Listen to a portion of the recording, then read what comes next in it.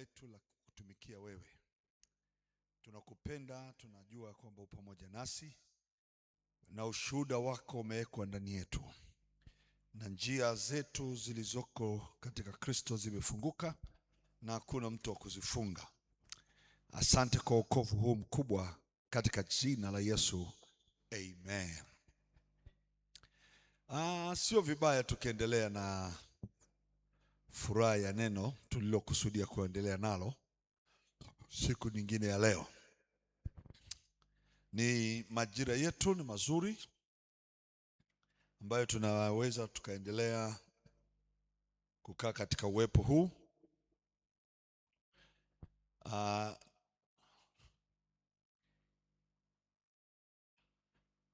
Naamini tutafikia katika eneo zuri.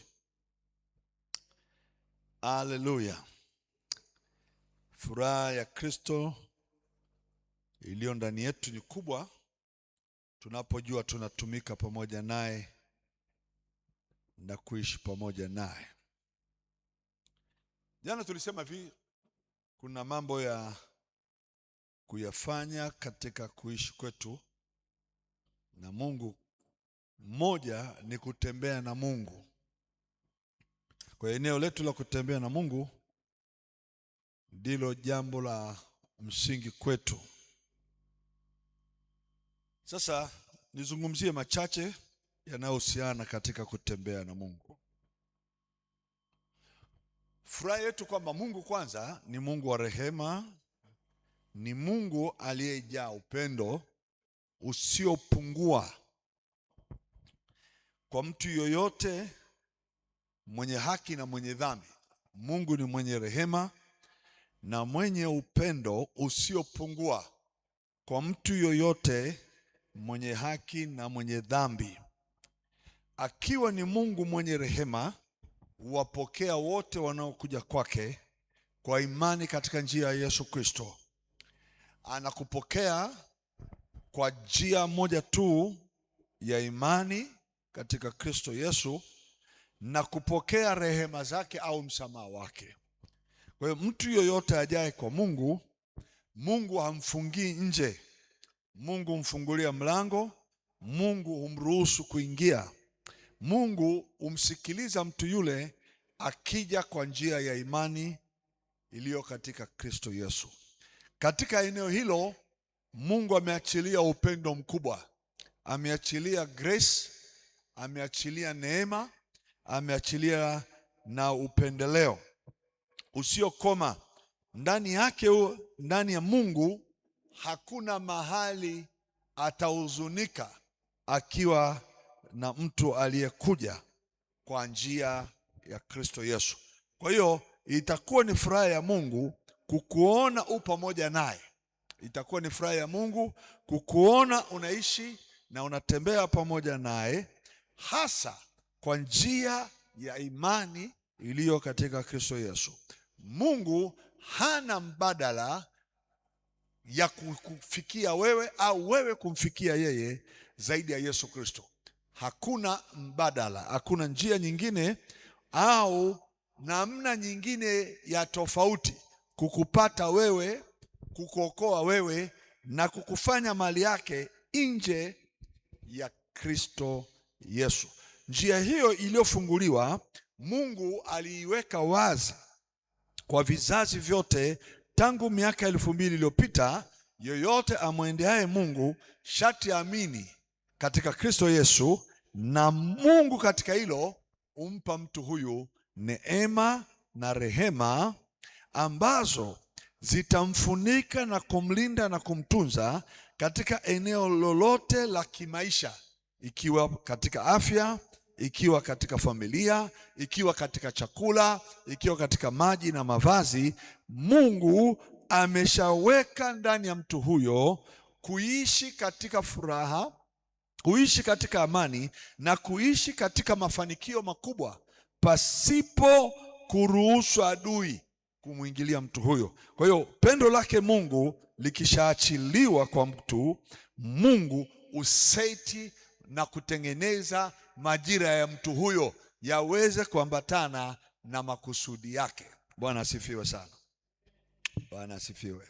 Kwa hiyo kwa kuamini kwako ni kufungua mlango wako wa kutembea na Mungu. Kwa kuamini kwako ya kwamba Kristo ni mwokozi wa ulimwengu, umeseti mwenyewe mlango wako wa baraka kuwa wazi, mlango wako wa kuishi maisha yenye furaha, yenye mafanikio, maisha yenye amani tele, maisha yenye kushinda, maisha yenye kuwa na wingi wa vitu vitakavyokusababishia katika mwenendo wako wa imani usijikwae.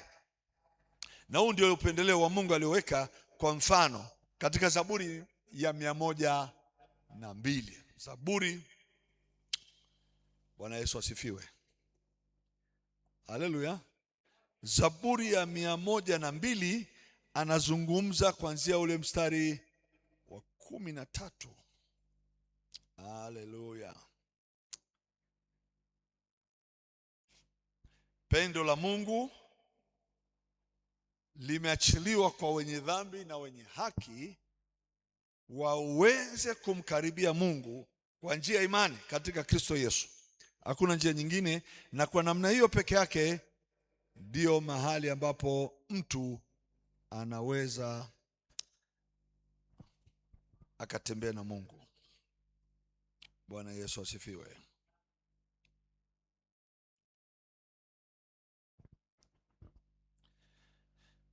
Nisome Zaburi 102 mstari kuanzia wa 12 na 13 na 14. Bali wewe Bwana umeketi ukimiliki milele, na kumbukumbu lako kizazi hata kizazi. Wewe mwenyewe utasimama na kuirehemu Sayuni, kwa maana ndio wakati wa kuihurumia, naam, majira yaliyoamriwa yamewadia. Maana watumishi wako wameyaridhia mawe yake na kuyaonea huruma mavumbi yake. Bwana ameketi akimiliki, na kumbukumbu lake liko vizazi hata vizazi. Bwana yeye mwenyewe atasimama na kuirehemu Sayuni, kwa maana ndio wakati wa kuihurumia, naam, majira yaliyoamriwa yamewadia. Mungu ni mwingi wa rehema. Anapoingia kwenye rehema, anaachilia na kufungua kila kilichokuwa cha faida na kuibariki nchi au mtu. Kwa hiyo mahali ambapo tutaweza kuyaona maisha tukitembea na Mungu ni eneo linalohusika na wingi wa pendo na rehema lake. Anasema hapa, anasema nitayainua macho yangu nitazame milima, msaada wangu utatoka wapi? Msaada wangu u katika Bwana aliyeziumba mbingu na nchi. Kwa hiyo Mungu ndiye mwenye kimbilio la kila mtu. Mwenye dhambi akimkimbilia atapata rehema. Mwenye haki ataendelea kupata upendeleo. Mwenye haki ataendelea kupata upendeleo. Upendeleo wa Mungu kazi yake ni kuzalisha mali. Upendeleo wa Mungu, the favor of God produces worthy. Mungu anatamani kila aliye wa kwake. Kwa mfano, aliye mwenye haki anaishi kwenye upendeleo, anaishi kwenye neema, na katika hiyo neema Mungu huachilia mali zake. Mungu huruhusu baraka zitembee na kuishi kwa yule aliyekombolewa, aliyesamehewa, aliye mwenye haki. Bwana Yesu asifiwe. Sema amen, amen. Ikiwa kuna mwenye haki katikati yetu, anao upendeleo wa Mungu. Hata asipoomba Mungu nipendelee, anao upendeleo. Hata asiposema Mungu ni rehemu, anayo rehema tayari, kwa sababu katika imani ndani yake Kristo, vitu hivi viwili vikiachiliwa, mtu huyu huenenda katika hivyo viwili, rehema na upendo wa Mungu ambao hautakaa ukome. Na rehema ni kwa sababu ya mwenye dhambi atasamehewa kwa ajili ya Yesu, ameamini, na aliyeamini mwenye haki atauona upendeleo wa Mungu na kuyaona maisha ya Mungu aliyeyabariki. Kwa hiyo neno kupendelewa, sehemu nyingine mojawapo ya upendeleo, nataka nisome kwenye Isaya sura ya 60. Isaya sura ya 60 mstari wa 4 na wa 5. Isaya sura ya 60. Jesus, hallelujah. Isaya 60 mstari wa 4 na wa 5. Anasema, inua macho yako utazame pande zote, wote wanakusanyana wanakujia wewe, wana wako watakuja kutoka mbali, na binti zako watabebwa nyongani. Ndipo utakapoona na kutiwa nuru, na moyo wako utatetemeka na kukunjuka, kwa kuwa wingi wa bahari utageuzwa kukujia, utajiri wa mataifa utakuwasilia. Mstari wa 5 wa 6, wingi wa ngamia utakufunika, ngamia vijana wa Midiani na Efa wote watakuja kutoka Sheba, wataleta dhahabu na uvumba na kuzitangaza sifa za Bwana. Huu ni wakati wa mataifa watakapomtumikia mwenye haki, watakapokuja kuona upendeleo wa Mungu ulioko kwa yule mwenye haki. Wa mataifa wataingia katika agano la Mungu kumtumikia mwenye haki, na mwenye haki anaambiwa ataona, mwenye haki atatazama pande zote, mwenye haki atatambua ya kuwa baraka za Mungu zinamjia. Baraka za Mungu zinamjia kutokana na watoto watakaotoka katika nchi zote walizokwenda, mabinti waliokwenda katika maeneo yao ya maisha watafanikiwa watakapokuwa wakirudi. Watakapokuwa wanarudi, wanakuja wakiwa wamebeba baraka za maisha. Ndipo utaona na kutiwa nuru, maana yake ufahamu wako utatambua, moyo wako utatetemeka na kukunjuka, kwa kuwa wingi wa bahari utageuzwa kukujia, utajiri wa mataifa utakuwa umekuwasilia. Huyu ni Mungu anayempa favor, upendeleo au kibali mwenye haki anayetembea na Mungu. Kutembea na Mungu ni kujua maisha yako yamezaliwa na Mungu, ni kutambua wewe ni mwana wa Mungu, na zaidi ya yote Yesu ndiye mwanzo wa imani yako na mtimizaji wa imani ulionayo. Katika eneo hilo Mungu anapoleta baraka zote katika maisha, upendeleo ule ambao nimesema, ule upendeleo au ile neema, kazi yake ni kuproduce wealthy, ni kuleta vitu vya kimungu vya kukufanya ubarikiwe katika maisha ya mwili na maisha ya rohoni. Bwana Yesu asifiwe.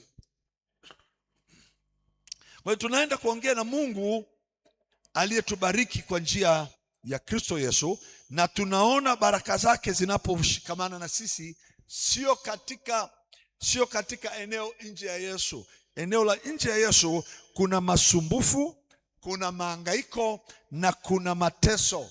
Nje ya Yesu Kristo kuna masumbufu, kuna mahangaiko na mateso. Nje ya Yesu Kristo kuna kukataliwa, kuna kuishi chini ya maisha ya upendeleo wa Mungu. Kwa mfano, ukiwa ndani ya Yesu, upendeleo wa Mungu umechukua mahangaiko yako. Upendeleo wa Mungu umechukua dhiki yako. Upendeleo wa Mungu, ile grace, ile neema imekunyang'anya wewe mahali pa kuteswa na adui.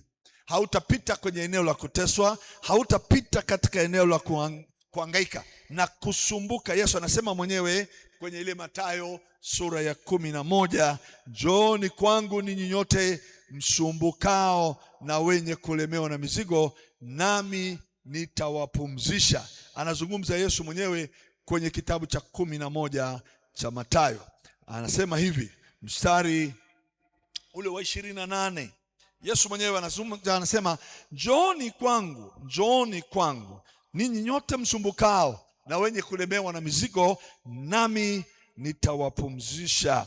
Jitieni nira yangu, jifunzeni kwangu, kwa kuwa mimi ni mpole na mnyenyekevu wa moyo, nanyi mtapata raha nafsini mwenu, kwa maana nira yangu ni laini na mzigo wangu ni mwepesi. Ndilo neno analosema ukiingia katika imani ndani yake, ni kwenda kwa Yesu ni kuingia kwa imani ndani yake, ili yeye atuchukulie mizigo yetu na kutuondolea mahangaiko na masumbufu tulio nayo. Siku moja Mungu akambarikia mtu anaitwa Sulemani. Na Sulemani akapewa kitu cha kufanya kinachoitwa ujenzi wa hekalu. Mungu akaweka kitu ndani ya Sulemani. Nikisoma katika Mambo ya Nyakati wa Pili sura ya 1 mstari ule wa 12. Nyakati wa Pili, Mambo ya Nyakati wa Pili sura ya 1. Bwana asifiwe. Nisome mstari wake wa 12. Unasema hivi, nianze 11. Naye Mungu akamwambia Sulemani, kwa sababu neno hili lilikuwako moyoni mwako, wala kujitakia mali wala utajiri wala utukufu wala maisha ya kukuchukia ya kuchukiao, wala kujitakia maisha ya siku nyingi, bali umejitakia hekima na maarifa, upate kuwahukumu watu wangu niliokutawaza juu yao. Basi hekima na maarifa umepewa, nami nitakupa mali na utajiri na utukufu kupita waliokuwa navyo wafalme wote waliokuwa kabla yako, wala baada yako hapata kuwa na mtu atakayekuwa navyo. Mungu anaonyesha ule upendeleo, anaonyesha ile neema ambayo ndio naizungumza ukishakuwa katika kutembea na Mungu. Hiyo ni moja ya kipawa cha neema ambayo mtu anapewa. Ninakwenda kuachilia upendeleo utakao kuwa katika maisha yako. Kadri unavyozidi kutembea na yeye, Mungu anasababisha vitu vikubwa. Mstari ule wa 15 unasema hivi katika kitabu kile cha Mambo ya Nyakati. Mfalme akafanya fedha na dhahabu kuwa kama mawe humo Yerusalemu, na mierezi akaifanya kuwa kama mikuyu iliyomo Shefela, kwa kuwa mingi. Yaani Sulemani alifika mahali ule upendeleo aliona, akafikia kufanya fedha na dhahabu kuwa kama mawe katika nchi. Hii ni asili ya wakati Mungu anapokuwa amemkubali yule mwenye haki, amempokea yule ambaye alikuwa ni mwenye dhambi, akapata rehema, akaingia katika kuwa moja ya familia ya Mungu. Kwa hiyo kwenye eneo hilo Mungu anaachilia favor. Favor ni sehemu ya faida ya kutembea na Mungu. Bwana Yesu asifiwe. Nataka nikimbie kwa haraka kwa sababu leo tuna mambo mengine tunataka kufanya kesho. Bwana Yesu asifiwe. Kwa hiyo wakati Mungu anapokupa upendeleo, kwa sababu unatembea pamoja naye, maisha ya vita vya mwili vinavyoambatana na magonjwa yanafika mwisho. Vita vinavyoambatana na umasikini navyo vinafika mwisho. Wakati tu unatembea na Mungu, vita vinavyoambatana na maisha yako ya kuishi chini ya makusudi yaliyokusudiwa na Mungu. Maana Mungu ukiwa pamoja naye ana tabia ya kukufanyia vitu nje ya uwezo wako. Kwa mfano, wakati Yusufu yuko katika nchi ya Misri, ndugu zake walipokuwa wamemuuza, Mungu alimpa Yusufu upendeleo katika nchi ya Misri. Yusufu akawa mtu mkubwa, na Yusufu akastawi katika nchi ya Misri kwa sababu kulikuwa na upendeleo wa Mungu ndani ya Yusufu. Lakini vile vile wakati upendeleo wa Mungu unapokuwa ndani ya mtu anayetembea naye, Mungu hutengeneza urejesho wa mapatano, maelewano na kutengeneza kwa wale waliokukosea. Kwa hiyo kuna kitu inaitwa msamaha, Mungu anaotengeneza kwa wale waliopatana na Mungu, na ule upendeleo una produce msamaha au restoration ya familia. Familia zinazoharibika zinarudi, watoto waliopotea wanarudi, ndoa iliyoharibika nayo inarudi, au hata kazi na shughuli zingine zilizopotea zinarudi unapotembea katika maisha yako na Mungu. Kutembea na Mungu nimesema ni kuishi maisha ya imani, ni kuishi maisha ya imani katika Kristo Yesu. Basi hiyo ndio kutembea na Mungu katika siku hizi. Eneo hilo linaweza likarejesha au kurestore, kuleta vilivyopotea, vilivyoibiwa, vilivyochukuliwa, kama vile watoto waliokuwa hawakusikii, hawana hata tabia njema, hawatamani hata kuingia kanisani. Mungu huwafanya walio wa kwako, kizazi chako kilichopotea kinarudi. Kwa hiyo uzao wako hautakuwa ni uzao uliokataliwa na Mungu, ni uzao unaokubaliwa. Hata shughuli zetu za kimaisha, hata shughuli zetu za kikazi, hata maeneo yetu ya kiuchumi yaliyopotea yanarejea ikiwa tutasimamia maagano ya imani yaliyopo ndani yetu katika Kristo Yesu. Bwana asifiwe. Bwana Yesu asifiwe. Kama tunavyoona Yusufu, ndugu zake walipokuwa wamemchukia, wakamtupa, wakamuuza, yeye baada ya Mungu kumpa upendeleo, hata ndugu zake walikuja, walijua huyu ni Yusufu, Mungu amemuinua. Kwa hiyo walipatana, waliishi na ndugu yao ambaye walimkataa zamani.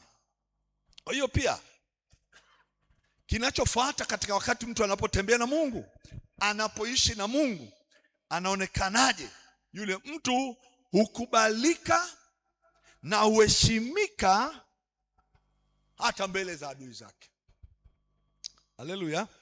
Yule mtu aliyekuwa na Mungu, akitembea na Mungu, hukubalika, amen, na huheshimika hata na maadui zake. Kwa hiyo katika kipindi cha mtu anapoamua, mimi nimeishika imani, mimi nimemkiri Masihi, mimi nimeipokea injili hii, ameikubali, anasema huyu Yesu, huyu ndiye mlango wangu uliofunguliwa kupata uzima wa milele. Huyo mtu atalazimu, yani mimi siweki kama maombi, atajikuta analazimishwa kuingia katika kuheshimika na kukubalika hata na maadui zake. Bwana asifiwe sana. Amen. Hata na maadui zake. Bwana asifiwe. Sijui kama iko sawa eh? Hebu nisome kitabu kimoja. Hata, yani doesn't matter nani, lakini hata aliye adui yako atalazimika kukuheshimu. Bwana asifiwe sana. Hiyo ni kwa ajili unatembea na Mungu. Bwana Yesu asifiwe. Anasema kwenye kitabu cha Kutoka sura ya 11 mstari wa 3, Bwana akawapa watu hao kibali machoni pa Wamisri. Zaidi ya hayo, huyo Musa alikuwa ni mkuu sana katika nchi ya Misri, machoni pa watumishi wa Farao na machoni pa watu wake.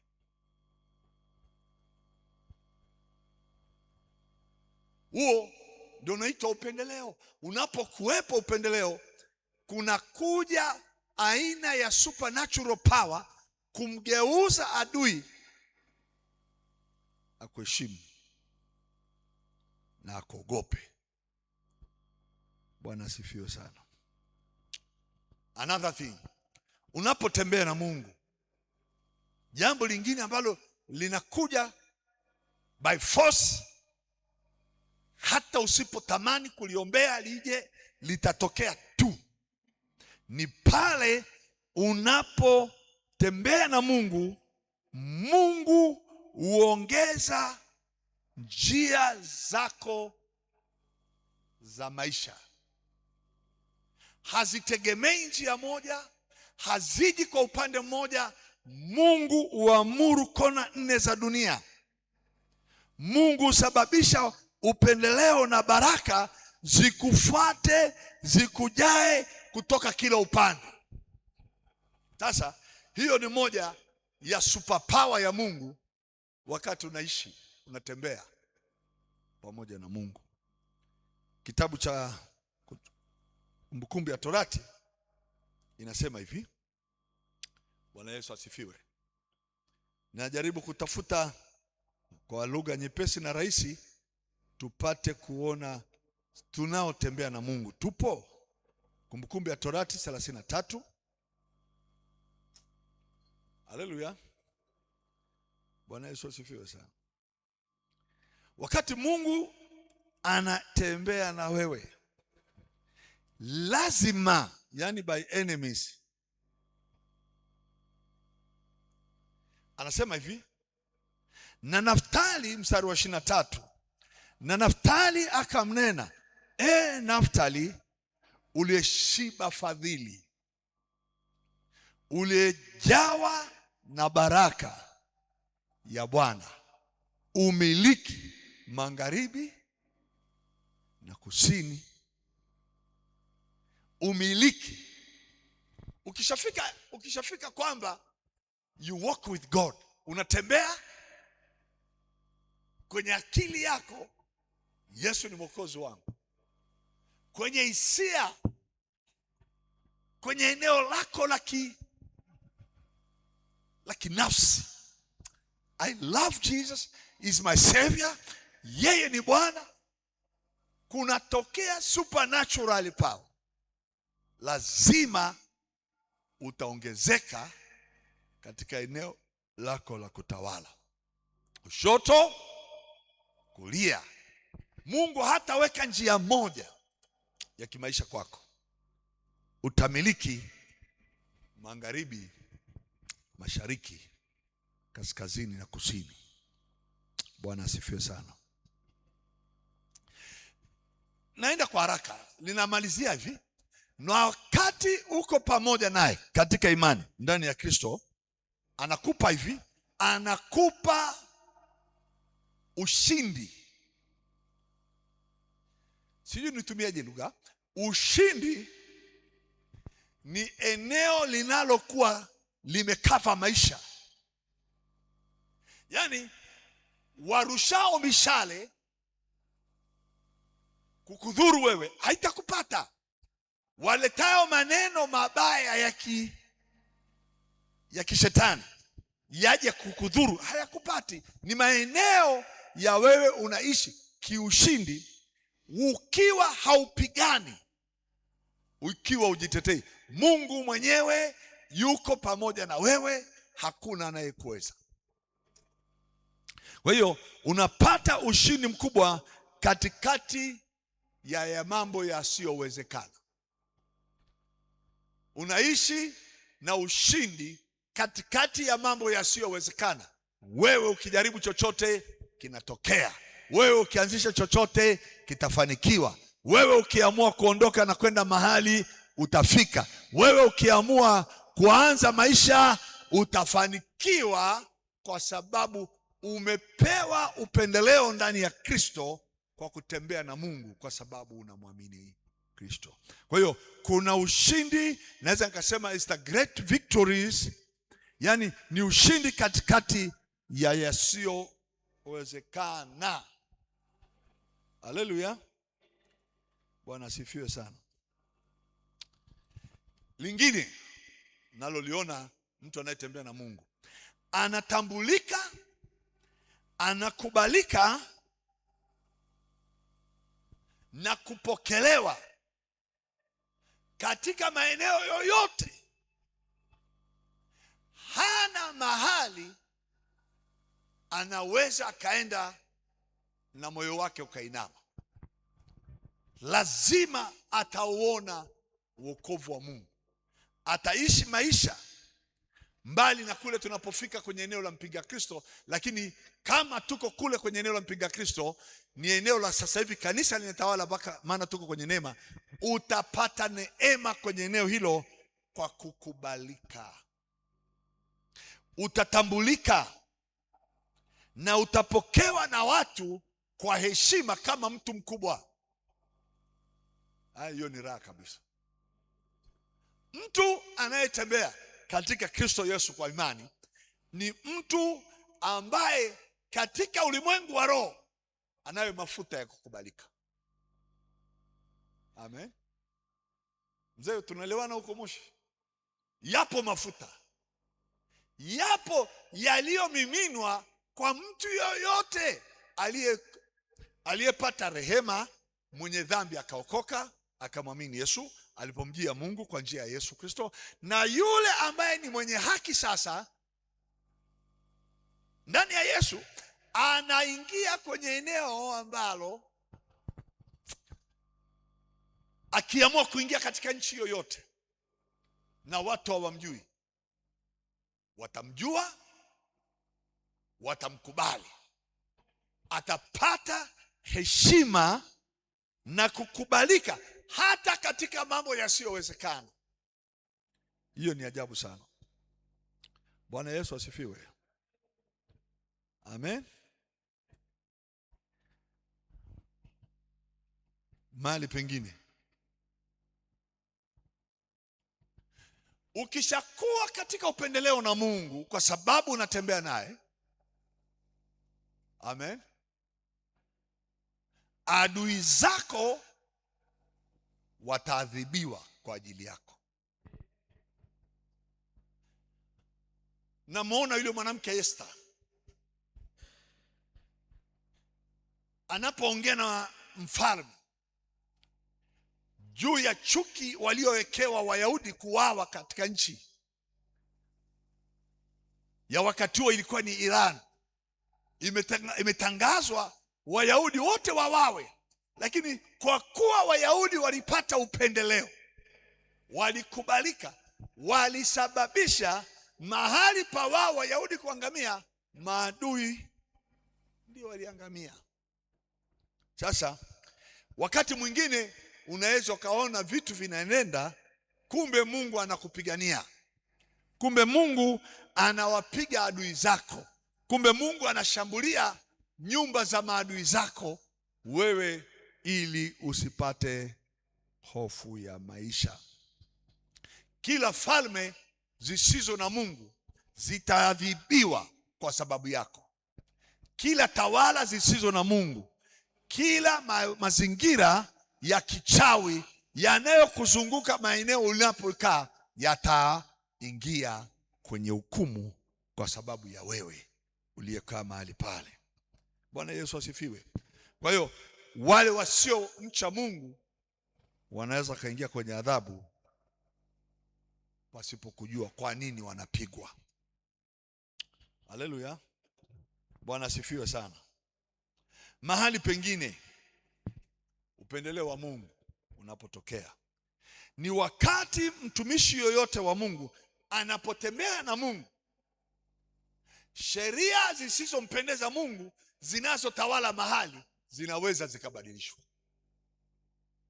Kwa ule uwepo tu wa mtu wa Mungu anayetembea na Mungu, anaweza kasababisha hata mabaya yaliyokuwa yanaishi katika nchi, watu kuwa waovu sana, mambo yanakuwa katika mazingira mabaya sana, lakini mtu wa Mungu anaweza kaingia mahali ule uwepo wa uovu na mabaya yasionekane. Bwana Yesu asifiwe. Mungu ni mwema sana. Mungu wetu ni Mungu wa tofauti sana. Ninaangalia hizo siri za anayetembea na Mungu. Mwisho, siri hizi inasema mahali pa kuishi mwenye haki ni mahali pa kutawala. Yule anatembea na Mungu, mahali pa kuonekana kwake popote, mahali pa kuweka miguu yake, mahali pa macho yake atakapotazama, Mungu amempa mahali pale. Yaani mahali mikono yake inagusa kazi, mahali biashara yake anaanza kuianza, haina mtaji, haina mtu wa kuisapoti, lakini ni mkono wa mwenye haki anayetembea na Mungu.